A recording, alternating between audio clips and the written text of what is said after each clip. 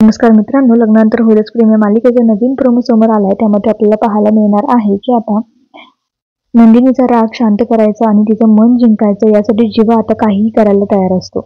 नंदिनीला आनंद निवासला जायचं असतं तर आता जीवा तिथे बाईक घेऊन येतो, पण मात्र नंदिनी बाईकवर बसतच नाही. आता ती जी आहे तिथून निघून जाते. त्यानंतर रात्री जीवा रिक्षावाला बनून तिथे पोहोचतो आणि तो नंदिनीला मोठं सरप्राईजच देतो. तर दुसरीकडे काव्याने सुद्धा पार्थला सरप्राईज द्यायचं ठरवलेलं असतं. त्याचमुळे आता ती पार्थच्या गाडीचे टायर पंक्चर करते. पार्थ आता विचारात पडतो की गाडी तर पंक्चर आहे, मग घरी कसं जायचं?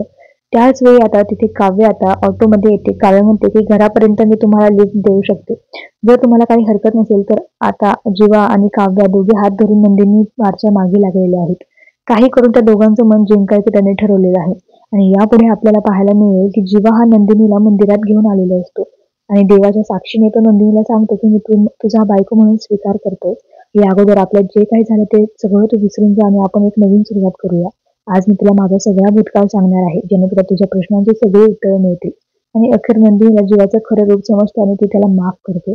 तर प्रेक्षकांना आता नंदिनी आणि जीवाची जोडी तुम्हाला कशी वाटते? दोघे एकत्र येणार आहेत तर तुम्हाला पाहायला आवडेल का? ते कमेंटमध्ये नक्की कळवा. धन्यवाद.